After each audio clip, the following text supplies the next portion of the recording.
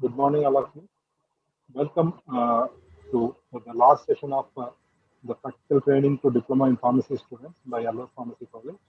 And to complete, uh, to provide complete details on licensing of the pharmacies like wholesale and retail in India, we have the eminent speaker, Shri P.K. Jaggi sir. And I like to welcome Mr. Dinesh Kumar to recite the profile of Shri P.K. Jaggi sir and welcome him and ask him to start the session. Uh, Over to you, Dinesh. Good morning to one and all.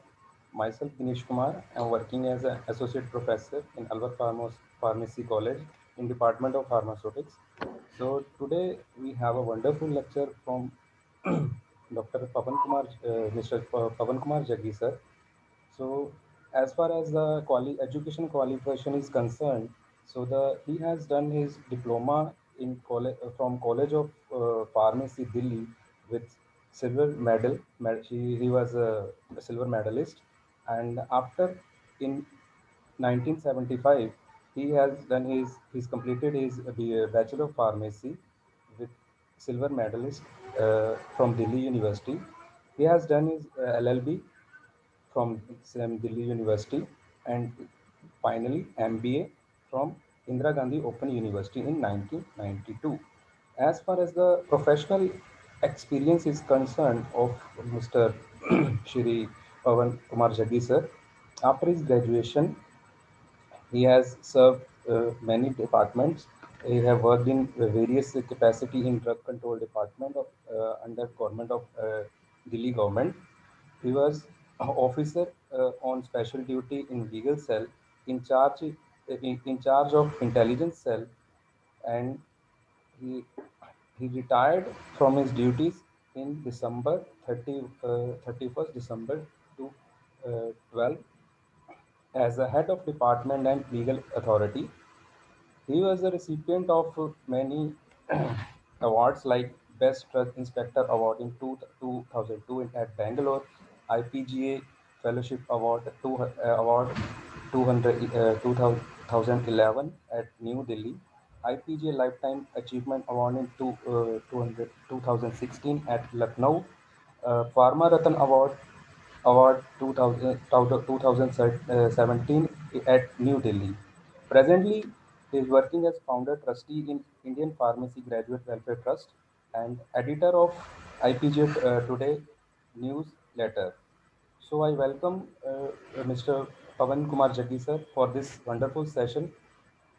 Over to you, sir. Thank you, Dinesh, and good morning to everybody. मेरा सबको नमस्कार. Thank you, Dr. Jayabalan, for inviting me once again. Welcome. And today's topic has been chosen by Dr. Jayabalan, particularly to see that the students who are pursuing the course of pharmacy, whether in diploma, degree, MPharm, PharmD, they should get some opportunity to know where they are going and what are the opportunities for them if they have interest in having their own pharmacy, retail or wholesale. I really appreciate the efforts on the part of Dr. Jayabalan, the kind of attachment he has with his students to see that not only they pass out from this course, but to see that they are also gainfully employed by either being in service or having their own retail pharmacy. So thank you, Dr. Jayabalan. So my today's topic is licensing requirements and procedure for retail and wholesale pharmacy in India. Before I come to this specific subject, I'll be touching upon a few things which I'm sure will be very, very helpful to all the students in pharmacy. My scope of my presentation is that we'll be discussing and we'll try to learn about the pharmaceutical policy that is prevailing in India as of today. What are the different acts which relate to drugs in India, the licensing requirement for sale of drugs, whether retail sale or wholesale, then what are the storage conditions, that need to be provided to have a pharmacy. Then some labeling instructions also I'll be touching upon, and the penalties under Drugs and Cosmetic Act. This particularly I have included because Mr. Gurpreet had requested me that the people who want to go into having their own pharmacy, retail or wholesale, they should also know what are the penalties if they do anything wrong in their business. So my main thrust today would be to see that the students of pharmacy should focus on their business if they want to give employment to others also, other than being gainfully employed themselves. So what does the pharmaceutical policy states that the making essential drugs accessible at affordable prices to the common masses. This is the main thrust of the pharmaceutical policy. The providing a longer term stable policy environment for the pharmaceutical sector, because there are people from other countries who want to invest in India. They should know that the policy of the government is stable and they can have make money as well as gainfully employ others also. And the other is the making India sufficiently self-reliant in end-to-end indigenous drug manufacturing. You must be knowing, many of you, I always repeat that India is considered to be the pharmacy of the world as far as generic drugs are concerned. We export to over 200 countries all over the world, and not only to the third world, but to the uh, uh, USA, UK, and European Union also. So we want to see that the government rather wants to see that whatever is being exported, we have the capabilities to manufacture the APIs also. That is the active pharmaceutical ingredients which are there in our finished products. Ensuring world-class quality of drugs for domestic consumption and exports, of course. That is why if our quality is good, that is why we are exporting the drugs to so many countries and creating an environment of R&D and innovative drugs. You must be knowing that we have recently introduced 2 vaccines and more are in the pipeline also. And this too also in a very short span of time under the able guidance of our Prime Minister and the scientists who are working and toiling day and night to bring out the newer vaccines, which will be very useful in curing and treating the coronavirus that is spreading all over the world. So the underlying idea of pharmaceutical policy of India is that the drugs should be available, they should be accessible. I mean, it should be in the near proximity. They should be authentic, means genuine, and they should also be affordable. It's not that they are very costly and we cannot afford them. That is the first. So Drugs and Cosmetic Act is the main act which is there as far as India is concerned. The preamble of it states that it is an act to regulate import, manufacture, distribution and sale of drugs and cosmetics. And now medical devices are also included. And under this, we have the Drugs and Cosmetic Rules 1945. So as far as pharmacy, retail and wholesale is concerned, we'll be discussing about these 2, Drugs and Cosmetic Act and the rules framed thereunder. What is the main objective of this act is, as far as a student of law, I understand. The main objective of this act is to prevent import, manufacture, sale and distribution of spurious drugs, misbranded drugs, adulterated or substandard drugs in India. Basically to see that the medical treatment is of the highest quality. Because if the drugs are spurious or misbranded or substandard, the doctor will be confused why the drug is not working when his diagnosis is correct, and the diagnostic reports are also saying there is a particular disease and why it is not working. And similarly, on the part of the consumer, they would also be confused. The doctor is not good let us change the doctor. And because of this, they have to see that all the drugs which are available in India or which are exported are of the right quality. Two words I have underlined here, that is sale and distribution. The other day also I explained, but there could be other students and other delegates also who might not have joined my earlier this lecture. I want to tell you that every word in law has a meaning. Every comma, semicolon, or full stop has a meaning. Sale, I would tell you that sale is always for a consideration for money or services provided, and distribution can be for money or otherwise for services or free distribution also, like we have in hospitals, government hospitals or dispensaries or PSCs or CSCs. We distribute the drugs free of cost. So what is a drug? We should understand. There are a few things which I want to explain right at the beginning of my talk. What is a drug? As far as the definition under the drugs and cosmetic rules is concerned, the drug includes all medicines for a internal or external use of human beings or animals, and all substances. The word substances has been underlined. Particularly, I'll explain it to you. So all medicines for internal and external use of human beings or animals intended to be used for in the diagnosis, treatment, mitigation, or prevention of any disease or disorder in human beings or animals, including preparations applied on the human body for the purpose of repelling insects like mosquitoes. So Odomos is one which is covered by the last part of this definition. Now I'll tell you what are substances. There are many things which are considered to be drugs, but actually they are not meant for human consumption orally or topically or otherwise. Medical devices are also included under the definition of drug, and some of the medical devices are sutures, ligatures, surgical dressings, blood grouping sera. I'll dwell more on this in my later part of the lecture, and there is a separate slide for that. I'll come to that.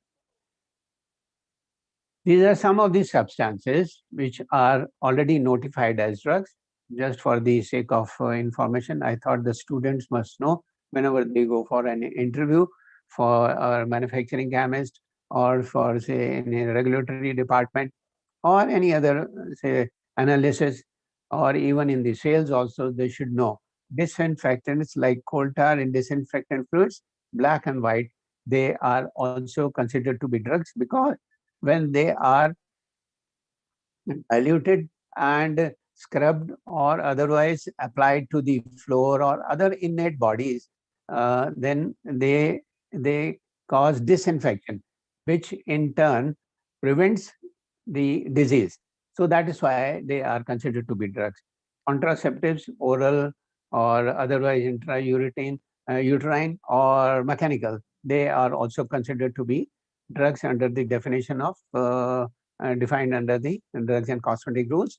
Then some of the insecticides also, like DDT, that is dichlorodiphenyl trichloroethane, and its preparation, pyrethrum, benzene hexachloride, BSC we would call dialurine. They are also considered to be drugs. They, of course, are substances, but they are considered to be drugs because they are used in the prevention of certain kinds of disease or diagnosis also. These are some of the medical devices which have been covered under the definition of drug. Initially, there were only three items. First was the disposable hypodermic syringe. Everybody knows disposable syringes and disposable needles also. And third was the perfusion sets, which all of you must be knowing that it's a kind of a assembly of plastic tubing at times with a filter inside and a regulator for flow, whereby the intravenous fluid is injected into the human body. They were notified in the initial stages, that is in 1989. Then slowly some other items were also added, like the in vitro diagnostic devices for HIV, HBsAg, and hepatitis C virus. Then we have the cardiac stents also, cardiac eluting stents also, catheters of different types, intraocular lenses. Supposing I have a myopia, then the eye surgeon puts an intraocular lens in my eyes. That is now considered to be a drug since 2005. Intravenous cannula, then bone cement, heart wall, they are also inside the body, inside the wall. They are considered now to be drugs. And scalp vein said orthopedic implants, the needles or the nails or the stainless steel plates or tungsten plates that are put into the body to hold the bones. Then intraprosthetic replacement devices, ablation devices. And these are some of the devices which have been recently notified and covered under the definition of drug. Nebulizers, everybody knows, as far as today, people who are suffering from asthma or having pulmonary diseases, they are using nebulizer for inhaling the particular drug, which goes directly into the lung. And then we have the blood pressure monitoring devices, sphygmomanometer, what we call it. The all the different types also, whether aneroid or mercury or even electronic ones, they are now under the definition of drug.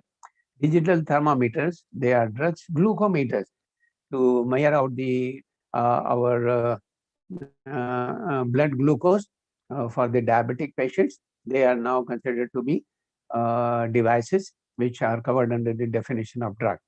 All implantable medical devices, CT scan equipment, then defibrillator, dialysis machines, PET equipment. PET means positron emitting tomography. That is the equipment used for detecting different kinds of cancer in the body.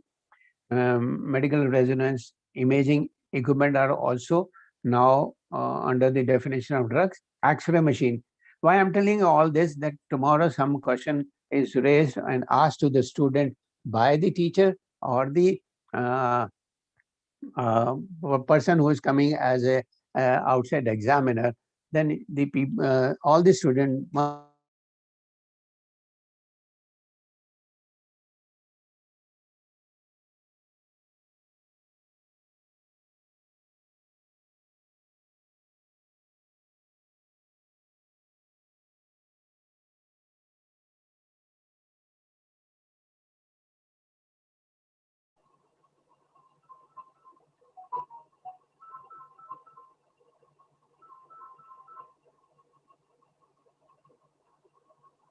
Am I audible?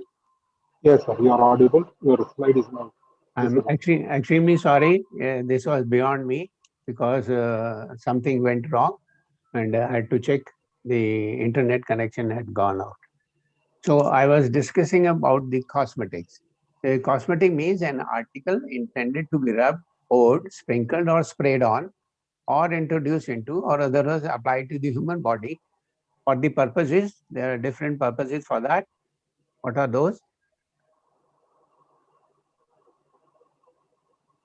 Not working again.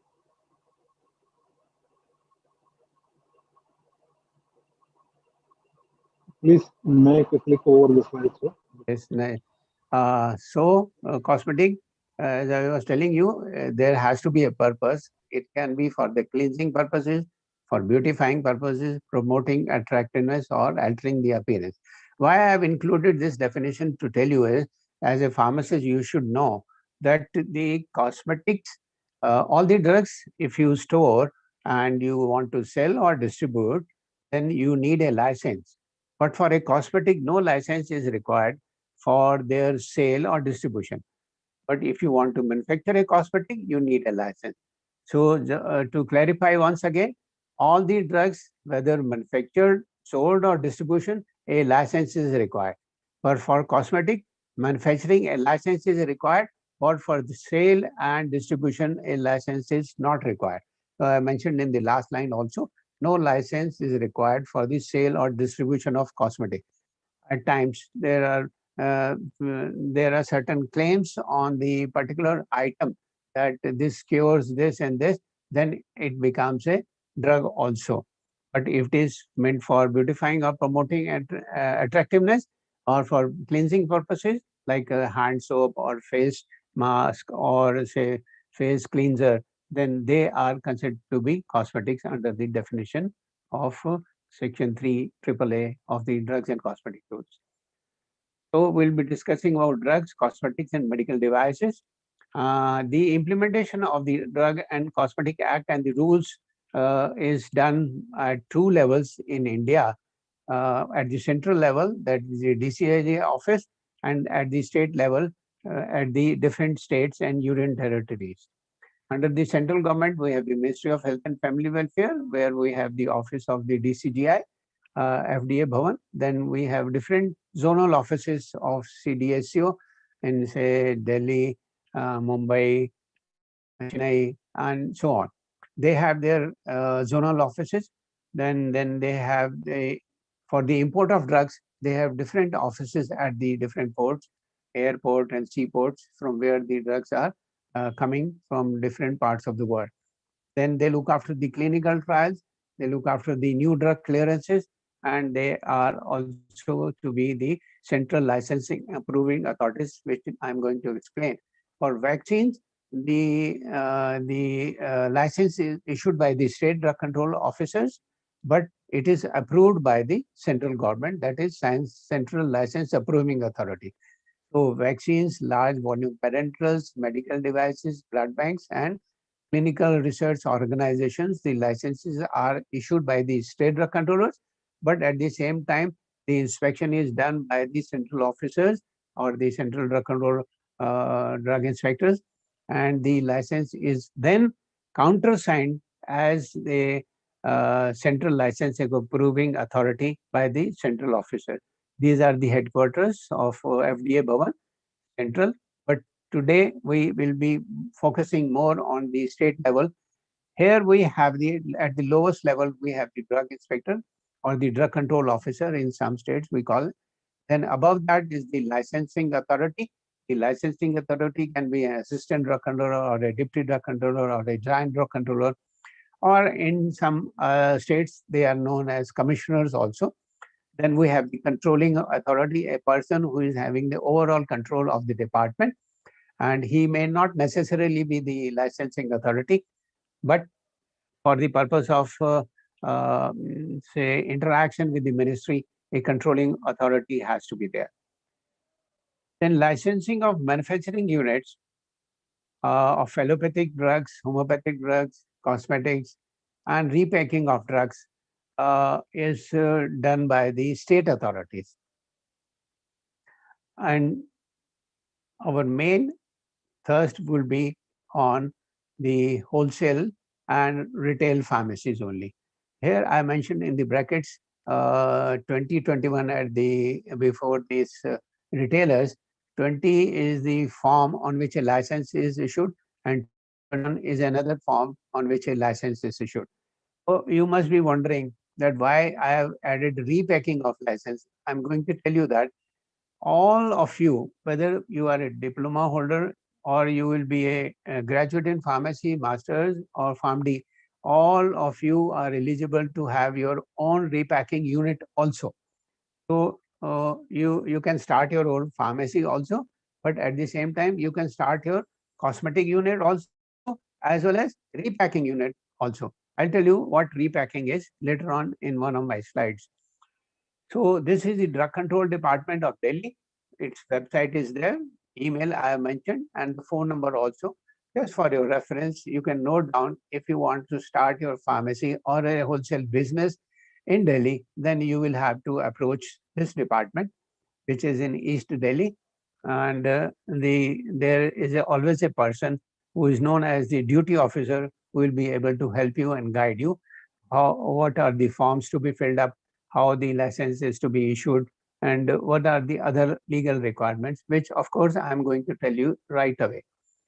So these are some of the terminologies which I'll be using in my lecture, and all of you may be knowing it or may not be knowing it, but for the sake of repetition, you kindly bear with me. What is a retail license? Under the rules, a retail means a sale whether to a hospital or a dispensary or a medical, educational or research institute or to any other person other than a sale by way of wholesale. It's so very confusing. when I read for the first time, even I was not very clear what does it actually means. A retail pharmacy, as we understand, common parlance, a person who is giving in small quantities any drug, say Bernol or Ceridon or Waterbury compound or anything. But actually, retail sale means anything other than the wholesale dealing. So what is that? We should know wholesale dealing also first, then we will be understand what is retail sale. So a retail sale can be to a hospital, a dispensary, or a medical institution, or any other person, but it should not be a wholesale. So what is wholesale? Wholesale is a sale made to a person for the purpose of reselling or selling it again. So if I am a distributor of a company dealing in drugs, if I give it to a chemist or a stockist or some other person, wholesaler, then that will be considered as wholesale because the other person is going to resell it. Means that if it is going directly to the consumer, then it is retail. Otherwise, it is a wholesale. So wholesale license is different and a retail license is different, which I'm going to tell you in my next slide and next to next slide also. So these are two terms which I thought I should explain what is a retail sale and what is a wholesale uh, under the drugs and cosmetic rules. These are the other two terms. I think all of you must know this. What is Schedule C drugs and what are Schedule C1 drugs? Schedule C drugs basically, as just to keep myself in the memory, that they are all biological and special products which are meant for parenteral use. So as per the rules, all sera, vaccine for parenteral use, parenteral you all understand, anything which is being injected into our body and which is not going inside the body and being absorbed and reaching the site of action. So sera, vaccine for parenteral use, toxins, antigens, antitoxins, insulin preparations, pituitary extract, adrenaline and its preparations, all antibiotics and the preparations which are to be administered parenterally or by injectable means.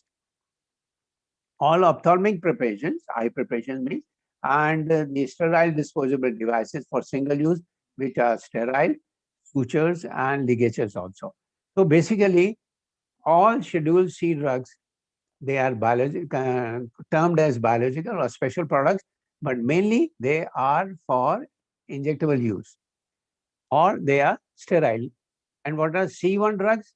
C1 are basically considered to be special products like the digitalis, ergot, preparations, different preparations containing vitamins, fish liver oil, liver extract, different hormones, vaccines. Vaccines for oral purposes, not for parental purposes. So antibiotics and preparations made therefrom, not in a form to be administered parenterally. Those which are not to be injected, they will be coming under the Schedule C1, and all those which are to be given parenterally, they are coming under the definition of Schedule C drugs. These are some of the in vitro blood grouping sera, which are also under C1. In vitro diagnostic devices, they are also C1 drugs.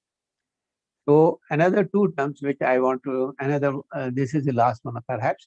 This is the what is Schedule X drugs. You must have heard of it. I mean, there could be question in your examination or jurisprudence also. Even in interview also, we ask what is a Schedule X drug. So Schedule X drugs are basically habit-forming drugs which can be misused if taken in larger quantities. Most of them are barbiturates and amphetamines, and then we have the ketamine also. Total, there are 16 drugs. You can consult the drugs and cosmetic rules. Why I included this in this slide is separate license is required for the retail sale and wholesale of Schedule X drugs. For say Schedule C1 drugs, it is different. Or other than C drugs, it is different. And for Schedule X, it is different. And for homeopathic medicines, it is different. So if you want to have want to stock all the drugs, which are covered under Schedule C, C1, X, and homeopathic drugs, then you have to take all the different kinds of licenses, which I am going to tell you. These are the retail licenses which are issued by any drug control department in India. General store restricted licenses, these are issued to the general merchants who want to deal in, say, household remedies like the Bernol, Savlon, Dettol, or absorbent cotton, or even bandage. Then we have castor oil, anacin, crocin, things like this, which are household remedies. For that, there is a separate license which is issued on Form 20A or 21. But our main aim today is to start our own pharmacy, what we earlier used to call them chemists and druggists, which personally I feel is a misnomer, because no chemistry is involved these days, and no hard drugs are being sold there also. So better word is a pharmacy. So these are the different licenses on Form 20, 21, 20C, 20F, which are issued by the Drug Control Department, which is signed by the licensing authority. And these are the licenses for wholesale drugs, 20B, 21B, 20D, and 20G. I'll tell you what are those. So a wholesaler can be a C&F agent for the company or the manufacturer. He can be a distributor. He can be a sub-distributor or a wholesaler, or he can be a stockist. And there are motor vehicle itinerant vendors also in smaller towns where the population is very less. The particular wholesale license is issued that a person can go from place to place in a village or a small town to deliver the goods and sell it. So that is very uncommon these days. But basically, we'll be focusing ourselves on Form 20, 21, and 20B and 21B for retail and wholesale of drugs. So these are the different types of licenses. This slide I had made for the drug inspectors, just to as a ready document that Form 20, if a license is to be issued on Form 20, what is the application form? That is Form 19. This is not for you. So this is the Form 19. This is application form which you have to fill up and submit in the drug control department if you want to have a retail pharmacy. So retail pharmacy, you can have the Schedule C1 drugs or Schedule C drugs. So if they are biologicals and they are non-biological, you have to submit 2 application form, means 2 Form 19 will be required and you have to submit that.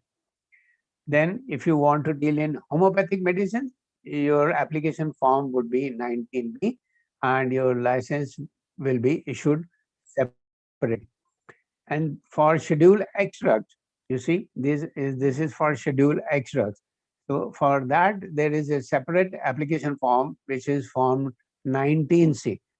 So you need not remember all those. When you go to the drug control department, they will definitely guide you, as I told you, in Delhi and other states also. They have a duty officer who explain it to you, and you help you in filling out how to obtain a license. Just for the sake of, I thought I'll tell you, these are the different types of forms which you have to be filled up. This used to be earlier in our times. So these are some of the details which I have mentioned in the form of a table. See, if you want to have wholesale license for drugs which are specified in Schedule CC1, then you have to fill up Form 19. The license will be issued on Form 20B and the application fee is 1500 rupees. So if a wholesale license is required and if a retail license is required, then the application form is exactly the same. That is Form 19. Here also, for drugs which are not included in Schedule C and C1, those which are not biological, the application form again is Form 19. And the fee is remaining the same, that is 1500 rupees. So if I want to have my own retail pharmacy and want to have my wholesale business also in the same premises, then I will have to deposit 4 application forms on Form 19 and I will have to deposit 6000 rupees as application fee, right? For every license, you have to submit 1,500 rupees. So if you want to have a Schedule X license, which is items which are mentioned in Schedule X, which I told you are habit forming drugs, then the application form is different, but the fee is slightly less, that is 500 rupees. And if you want to deal in homeopathic medicine, then the fee is 250 rupees additional. And if you want to deal in retail and wholesale also, then you will have to deposit 500 rupees. And the application form will be different, that is 19B. You need not remember all these, but just for the sake of consolidation for the as a ready reckoner for the inspectors, I had made this. This is all for you. And for the household remedies, these two licenses are issued by the licensing authority for the sale of restricted items, which I told you, like the Ceridon or Crocin or Bernol or Furacin. These are household remedies for which the premises need to be should be equipped with proper storage accommodation. Supposing it's a general store, then there should be a separate rack for such drugs where restricted items are kept, so that the properties are preserved. And the number of licenses, no, this is not for you. I'll skip this. This is mainly for you. Under Rule 64 of the Drugs and Cosmetic Rules, these are the different licenses which are issued. This is for the retail sale of non-biological items. This is for wholesale of non-biological items. This is for biological items. And this is again for biological items if you are dealing in wholesale. Form 20F and 20G they are for Schedule X. This is for retail and this is for wholesale of Schedule X drugs. So what are the conditions to be satisfied as far as premises are concerned? This is very important. The premises should be adequate and equipped with proper storage accommodation.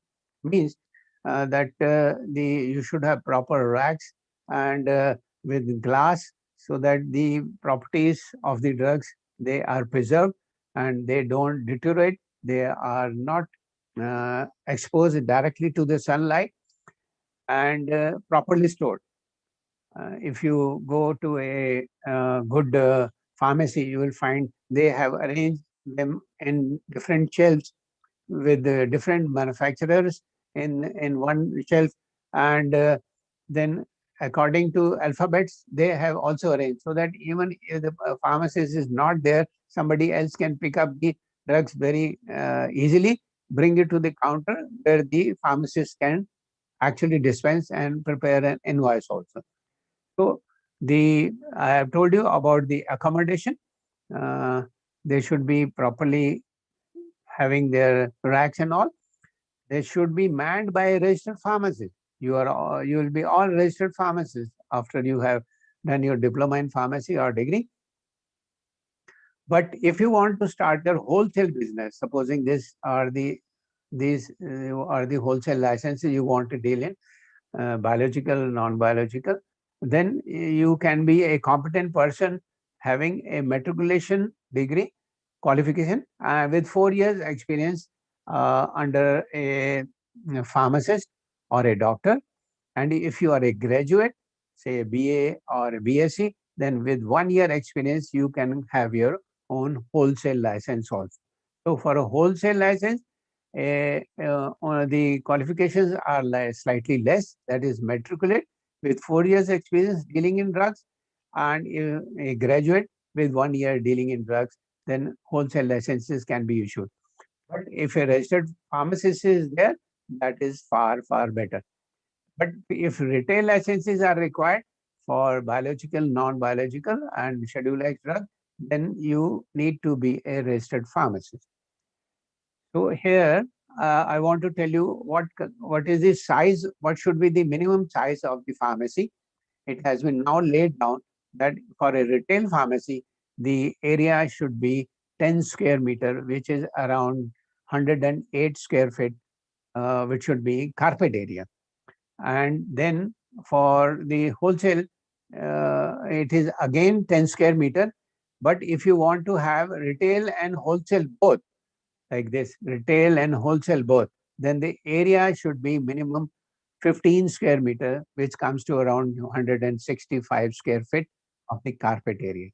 So this is very important. Once you want to decide that you want to start your own pharmacy, retail or wholesale or both, then the area that you are looking for should be having this dimension, that is minimum 10 square meter for retail, 10 square meter again for wholesale.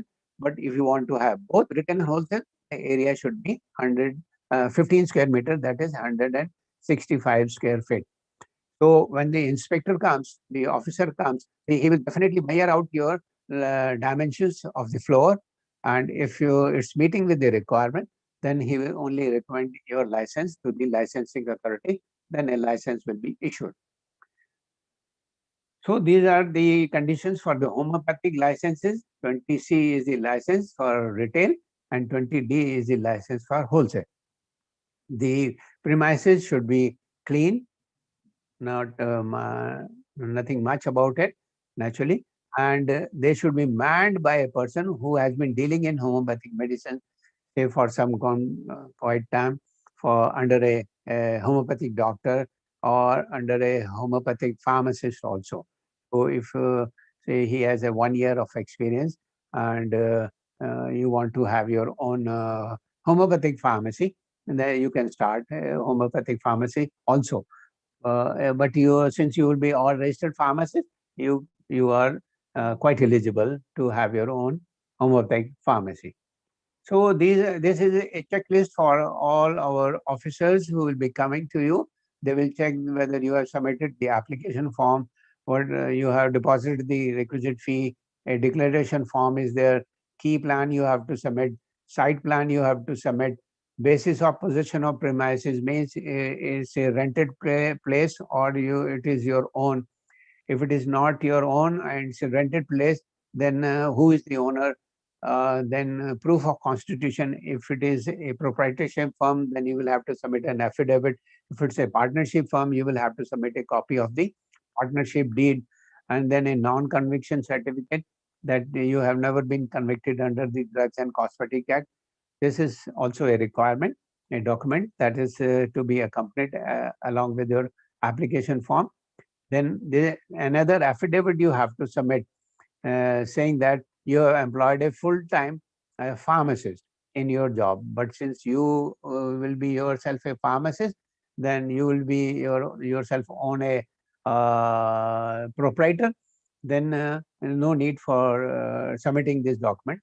Certified copies of qualification. I mean, you have done your B.Pharm or diploma in pharmacy, a copy of the same, and then you have to submit. Then a copy of the registration certificate with the Pharmacy Council. I'm going to show you in my next few slides also. There is a biodata form you have to submit, filling up what you have done and what is your date of birth and all your details. Affidavit of registered pharmacist that you will be working here as a full-time appointment by the registered pharmacist. Then your 2 photographs, then identity proof like the PAN or the license, driving license to show your identity. So these are some of the documents which you will have to submit, and the officer who will come for inspection, who will scrutinize your application and who will recommend your application to the licensing authority, he'll check by this list only. Today, what I was telling you was in the olden times when I used to be the licensing authority. Today, the system has changed because our Honorable Prime Minister has said that there should be ease of doing business in India. So for that, excellent system, that is online system or the extended licensing node system has been introduced all over India. As far as I know, Maharashtra was the first to introduce online application submission and the issue of license also, which has not been adopted by many states. in Delhi, in Kerala, and Gujarat and all. So this will be the application form which you will be able to download from the website of the particular state licensing authority. उसमें से ये निकाल लीजिए आप form. You fill up the this details that I such and such of Messrs such and such, whatever you want to apply, what are the like types of license you want to have, and what fees you have submitted. That details have to be given. This is the application form, which is the legal form which anybody has to submit. I was telling you for retail, you have to submit two forms, Form 19. And then for if you want to have a wholesale also, then another two form. So 4 Form 19 are to be submitted if you want to have licenses on retail as well as wholesale. This is other 19 form if you want to deal in say non-biological, biological. So these two forms, the person has to sign here. This is a partnership firm, so that's why the two partners have signed. So everything is written here. You have to fill up the blanks, and the whole thing is submitted automatically in a very clean and readable form. This is a self-declaration form which is to be submitted by the registered pharmacist, where he states that I am such and such, I have done my diploma in such and such, I am registered with such and such pharmacy council, I have joined this firm, that is Medicos or whatever, having addressed this and this. The pharmacist will sign here, and the other person who are the owner, say here the partners are there, they will sign. So this is also to be submitted online. This is the proof of that you have submitted the fees. If you are applying on Form 20 for non-biological items for retail, then you have to submit, say, 1,500 rupees, right? So 1,500 rupees you have to deposit for Form 20. And if you want to have Form 21 also, then another 1,500 rupees you will have to deposit. So 3,000 rupees if you want to have a retail pharmacy. This is the proof that you have deposited the money in the government exchequer. So this is also got to be uploaded on the website of the Drug Control Department. This is one more document which is to be uploaded. That is the registration of the registered pharmacist. This person is registered with Delhi Pharmacy Council. So he has countersigned this particular photocopy and uploaded it. Now this is the key plan. You should know what is the key plan. Key plan is the how to reach that place from Drug Control Department, how to reach that place. This is something very, very nicely depicted. When I was the licensing authority, I am really appreciable of the kind of effort the person has done.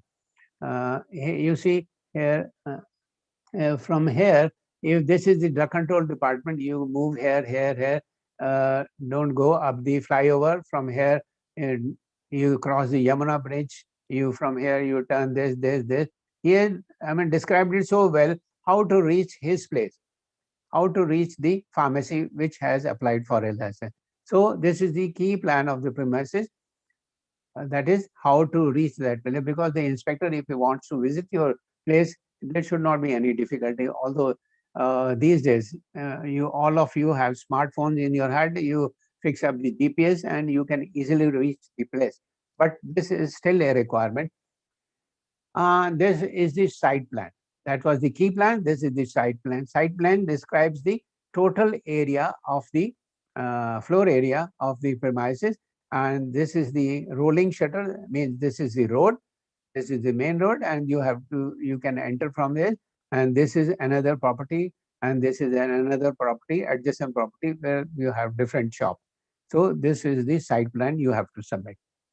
Right. This is a kind of affidavit we used to ask in olden times regarding who is the director of the firm and who is the proprietor of the firm. And they have never been convicted. They have never been convicted under drugs and cosmetic. And then the registered pharmacist also used to submit that he is such and such, his registration number is such and such, he did his diploma from such and such college and all those things, details. This is earlier times. This was very cumbersome because every time you used to buy a say 10 rupee this a stamp paper, then go for printing of this, get it typed, then notary this attestation was got to be done. It used to be very cumbersome. So now the things have been made very easy, and this used to be the biodata form which I was discussing about, which the pharmacist has to submit. So he earlier used to affix his this photograph, but now, as I'm telling you, the things have been made quite easy. This used to be the license which used to be issued on Form 20. See, these are the signature of the licensing authority. When I was the licensing authority, we used to sign on the photograph as well as the license also. So now the license is generated automatically if you have submitted all the documents. The inspector has given his report that the premises are adequate, equipped with the proper storage conditions, a refrigerator, all those things, and meets with the area. Then he approves the license. The licensing authority signs it.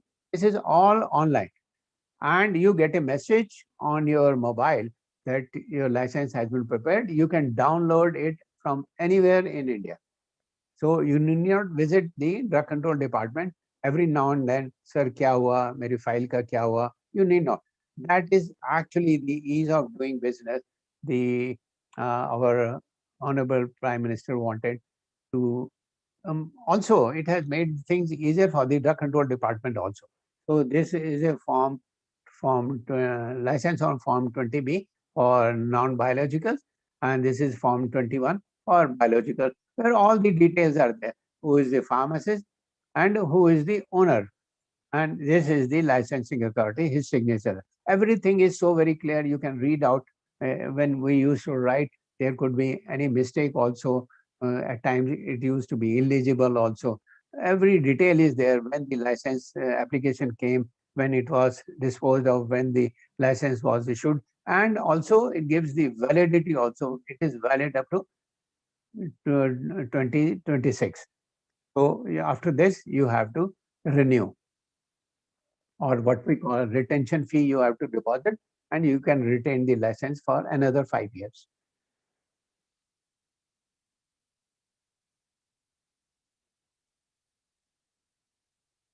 When you apply for a license, within 35 days, the license has got to be issued.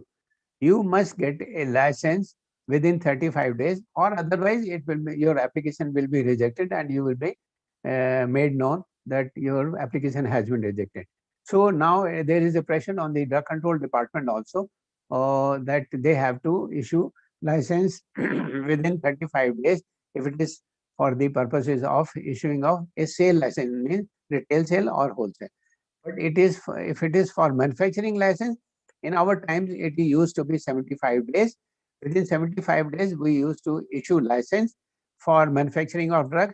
Here, I am telling you, repacking of license and manufacturing of cosmetics.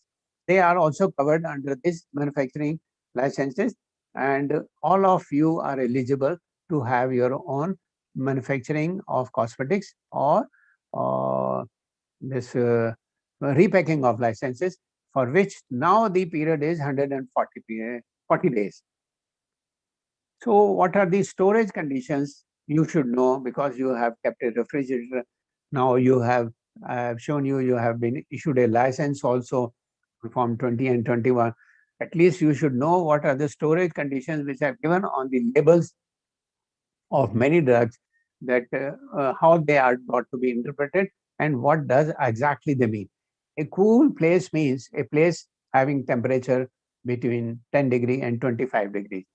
So most of the antibiotics in capsule forms or dry syrup, you will find this kind of a labeling that it has got to be stored between 10 and 25 degree. Means you can keep in the refrigerator at a lower shelf where it is not very cold. the temperature would be 10 to 25 degree. You have to store such drugs at this place. It is mentioned that keep in a cold place. It means that a place having a temperature not exceeding 8 degree, but actually it is basically between 2 degrees and 8 degrees, which is just below the chiller or the freezing compartment as we in a domestic refrigerator. So you can check for yourself what temperature is there by keeping a thermometer at a particular place and uh, seeing that what are the temperature in different compartments of your refrigerator, and you can store the things at those compartments. Capsules, I think all of you know, should be kept in a well closed container at a temperature not exceeding 30 degrees. But the relative humidity is also very important. In rainy season, the capsules tend to stick together, become soggy, and then it becomes very difficult to take them off. And whenever the storage condition is not specified, the drugs can be stored at normal room temperature. Right. So this particular slide, as I told you, I have kept because Mr. Gurpreet had asked me that all the pharmacists who are going to have a license want to have their own pharmacy, retail or wholesale, they should know, or if they do anything wrong, or then what are the penalties they are going to undergo. So anybody under Section 27 of the Drugs and Cosmetic Act, anybody who manufactures, sells or distributes any drug without license, अगर कोई बिना licence कोई pharmacy खोल लेता है तो उसको he will be imprisoned for not less than 1 year, which may extend to 3 years. And the fine used to be, this I am telling you, used to be not less than 5,000 rupees. But now, if anybody starts his own pharmacy or a manufacturing unit or a repacking unit and is doing business, he is brought to book, then the minimum punishment will be 3 to 5 years and fine not less than 1 lakh rupees or 3 times the value of the drug seized. Supposing you have started a pharmacy and in that you have kept stocks of say 5 lakh of rupees, then the judge can fine you up to 3 times, that is 50 lakh rupees, and he can or she can imprison you for 3 to 5 years. So we have to be very, very wary. We have to take a license, get it issued from the drug control department, and then start our business.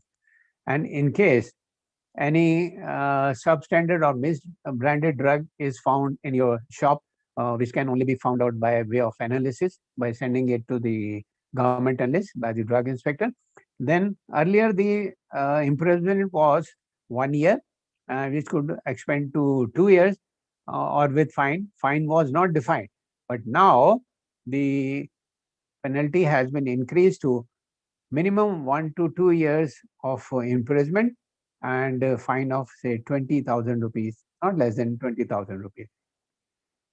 And if a spurious drug is detected, earlier it used to be imprisonment for 3 years and fine up to not less than 5,000 rupees, but as of today it is 10 years, and it could be the imprisonment could extend to life also if somebody has lost his life by consuming a particular spurious drug or has become incapacitated because of taking a drug.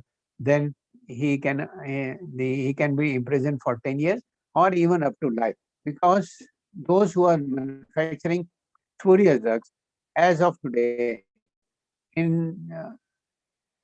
I also agree that they are mass murderers. They are manufacturing spurious drugs. Like recently, you must have come to know that there was a surge of demand of remdesivir injection, and some persons in Gujarat, they had started manufacturing remdesivir injection spurious. They were just filling up the dry vials with glucose and salt, filling them up, labeling them up, selling it, and it was being consumed so very rapidly. But now they have been booked and I'm sure they will be suitably punished by the legal system. So what is the importance of counseling by a pharmacist? When you are having your own pharmacy, you will be counseling your patients also, because the doctor at times in a hurry, and particularly the famous doctor or the renowned doctors in any city, they have very little time to devote to their patient. They only ask, "Kya hua hai?" They will not even touch uh, uh, the arm or feel the pulse. They will randomly ask questions, and then they will start prescribing. And more so in today's pandemic, they are also very afraid, because they are also corona warriors. They have their own duties to perform. But because of the constraint of time, at times, much of the uh, responsibility of explaining how the drug is to be taken, when is to be taken, is rests on the pharmacist. I think one can make out that a person who is wearing a white coat is a pharmacist, and this is either a patient or a caregiver who has come to take medicine. The pharmacist is explaining the when it is to be taken, how it is to be taken. This is the expiry date, and you need not take this drug with this. You have to take this at that time. These are the things which in a pharmacy course all of you are taught by the teachers.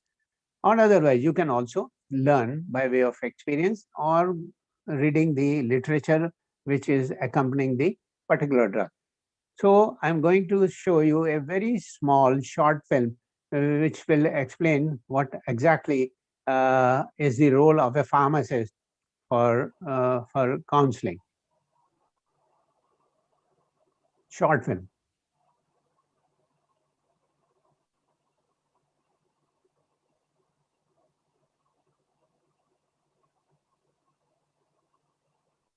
Is a lady, old man. This. Why he is doing so, I don't know. You will come at to know about the end of this short film.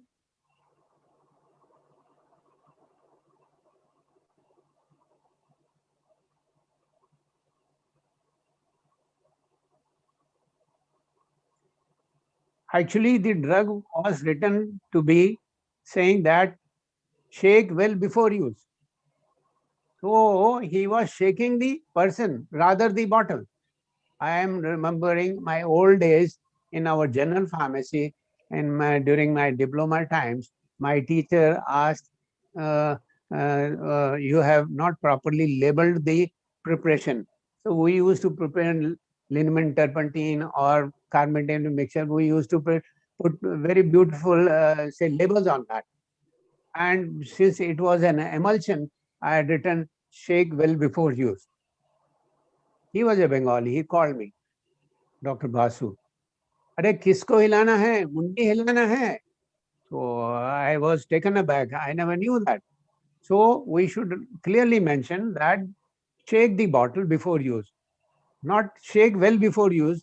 That is a wrong thing, and a pharmacist only can explain. You have to shake the bottle so that the contents which have settled down at the base of the bottle, you can mix them so that they are homogenized, right? So there is another, I'm going to show you once again, so you understand.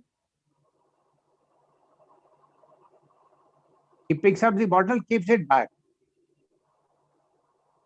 He shakes the person so very well,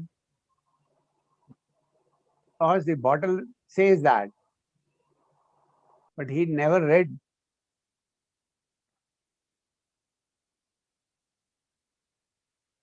Rather, the instructions were not clear. You see, it only says that shake well before use. What to be shaken? What is to be shaken? It has not been said. So here's another short film. Then I'll add.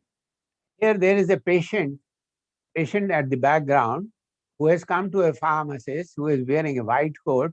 Today I'm not wearing a white coat. I should have worn it, but I have kept it right here. Yes. Whenever I give a lecture, I always wear it. I just forgot Just excuse me for that. So after seeing this pharmacist, I am reminded, although I'm not on duty, but still, unless I do it, all the other pharmacists, they will not do it. So here goes the second short film. My asthma.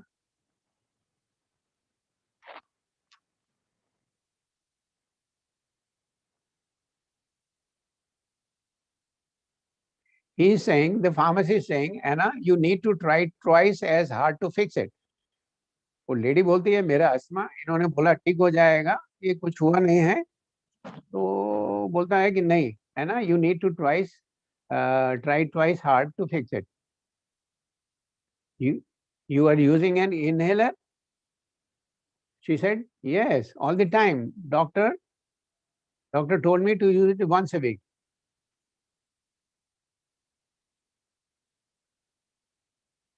वो lady बोलती है कि do I look like an idiot? The pharmacist said no. The pharmacist is so very clever. He can't offend the patient. He can't offend the doctor. See what he asked. Why don't you show me how your inhaler works? ये नहीं बोला कि तुम कैसे इस्तेमाल करते हो. How you use it? बोला how your inhaler works. आप बताइए कि आपका inhaler कैसे काम करता है. She is taking out the inhaler. She is using the inhaler. She has used the inhaler.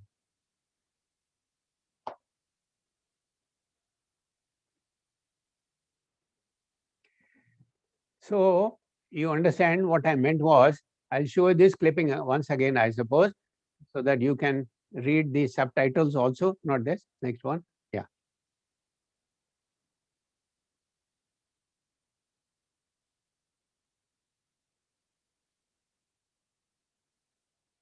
Doctors make mistake.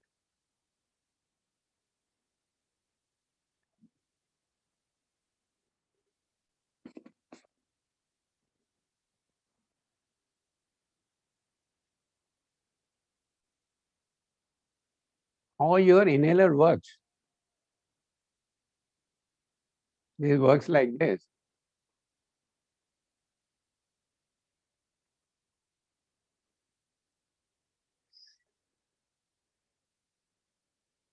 So with this, I end my talk and thank you all of you. Those who want to be in touch with me, they can call me up. I have given my phone number also, and my email is also there. If need be, you can mail your queries also. And if there are any questions right away, I'll try to satisfy whatever little I can at this moment also. So thank you once again, all of you, and Dr. Jayabalan, Dr. Gurpreet also, all the faculty. Thank you. Thank you, sir. 2 more slides, sir. One more, okay. This is regarding the question answer session, because the questions are always guaranteed in life. There could be many questions, but not all can be replied, but I'll try my best to satisfy whatever little knowledge I have.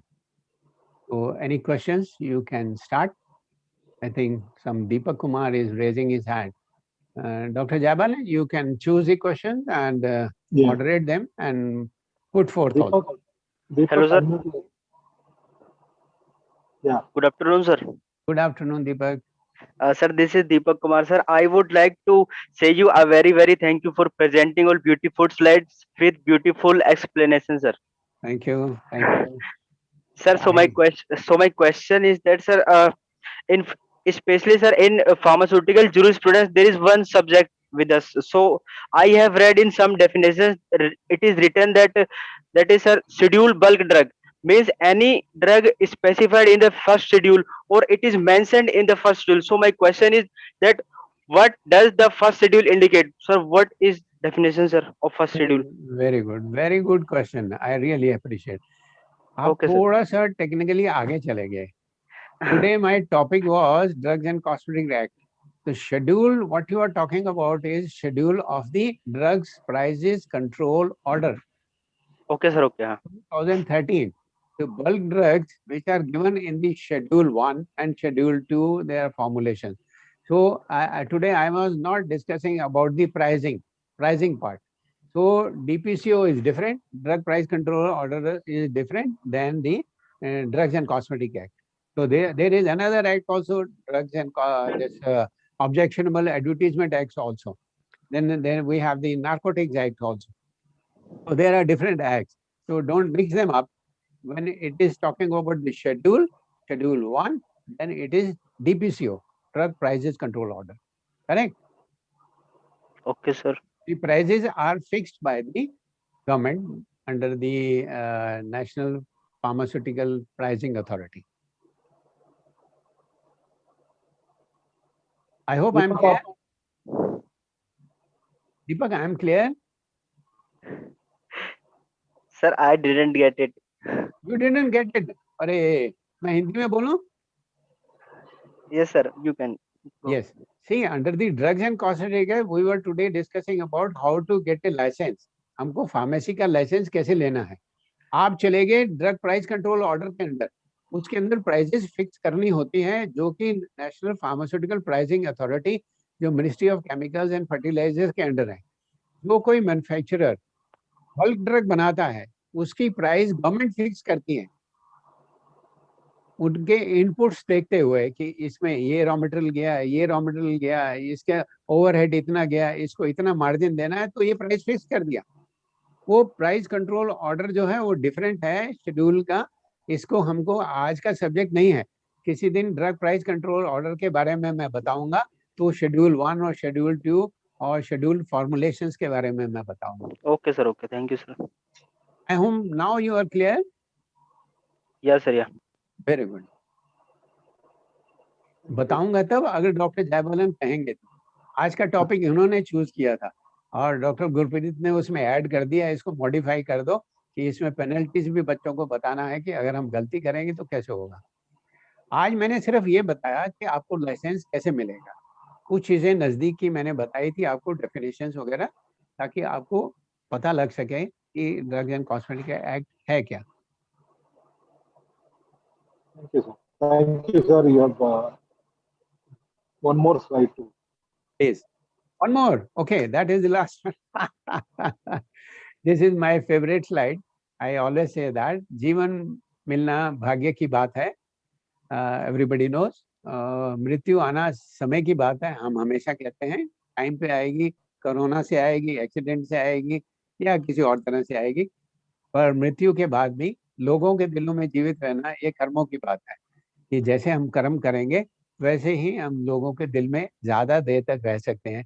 तो मैं हमेशा बोलता हूँ अपने students को, अपने regulators को, even मैं कहाँ जजेस को पढ़ाने गया हूँ, मैं टीचर्स को पढ़ाने गया हूँ, डॉक्टर्स को पढ़ाया है, मैं हमेशा ये स्लाइड रखता हूँ कि आपको जो काम करना है अच्छे से करना है, ऑनेस्टी करना है और इस तरह से करना है कि आप सेटिस्फाई हो सके, ताकि आपको ज्यादा देर तक लोग याद रखें कि वो ऐसा आदमी था, वो आदमी ऐसा अच्छा. जैसे कि आज भी मैंने अपने डॉक्टर बासु के बारे में याद किया, ऐसे मैं डॉक्टर अपने जी.के. नारायणन के बारे में, प्रिंसिपल के बारे में याद रखता हूँ. आप लोग सब डॉक्टर जयबालन के बारे में याद रखेंगे कि इन्होंने हमारे लिए पैंडेमिक के टाइम में भी इतनी सारी क्लासेस ली और सबको आप लोगों को बिजी रखा, आपको कहीं कॉलेज आना जाना नहीं पड़ा. और सबसे अच्छी बात कि आज का जो टॉपिक मेरे हिसाब से इन्होंने चुना वो आपसे बहुत जुड़ा हुआ है. कल को आपको अपना बिजनेस करना पड़े तो आप इस तरह से इन स्लाइड से, इन टॉपिक से हेल्प ले सकते हैं और कुछ भी आपको याद रहेगा. आई एम श्योर वो आपके वाइवा में काम आएगा, आपके इंटरव्यू में भी काम आएगा और आपकी लाइफ में भी काम आएगा. तो thank you doctor Jayabalan once again and God Thank bless you, you. sir. Naresh Kumar wanted to ask. Okay. Naresh? Yes, Naresh. Sir, good afternoon, sir. Very good afternoon. Thank you so much, sir, for giving your precious time and the knowledgeful about the licensing and wholesaling process of in India. Yes. Sir, I have two questions. Yes. Myself, Naresh Chaudhary, and I'm assistant professor in Albert Farsi College. Very good. Sir, is there any person can open his wholesaler business without any degree and diploma? Yes, I told you, without degree or diploma in pharmacy, if you are a matriculate, if you have 4 years of experience dealing in drugs, like you have worked under a pharmacist or a doctor or under another wholesaler, you get an this certificate, experience certificate, then you can get a license. And if you are a graduate in say arts or science, even then you can get, but your experience will be of 1 year. In matriculate, it is 4 years. So without a pharmacy degree or diploma, you can start your wholesale business also. Thank you, sir. Sir, one more question. Is Sure. there any special provision for opening a retailer plus departmental store? Oh, very good question. Very good question. No separate this space is required. There's a big department store, say 3,000 or 6,000 or 10,000 square feet, Yes, where sir. toys are being sold, where grocery is being sold, and cosmetics are being sold, photographic equipment, umbrella, all those things are there. But if they want to have a pharmacy, they will have to have a separate counter for that. And the area should be, as I've explained it to you, for retail pharmacy, it has to be 10 square meter. So it should be segregated. The Yes, sir. columns and racks will be separate. There Yes. should not be any mixing up. The counter can be the same, it can be a long counter, but here the person who is dispensing the drugs will be naturally a pharmacist and issuing the bill, invoice, signing it, and the money or the cash can be deposited somewhere else also. So in a big department, a separate pharmacy counter can always be there. Okay. Thank you, sir. Very, very practical and very, very good question, I would say. Thank you. Thank you so much, sir. Thank you very much, sir, for your nice presentations. And we have three in the series, and we have other lectures from other eminent persons also. So, with this, your lecture, we want to conclude this practical training session for diploma in pharmacy students for this session. Okay. And we have around we had 10 sessions in this series, and all mostly related to the diploma in pharmacy students for their career. Yeah. And you have given a maximum contribution in this, and I just wanted to thank. It is not merely with words, but by our whole heart. We thank you for your great support with your enormous knowledge on this licensing and drug regulating.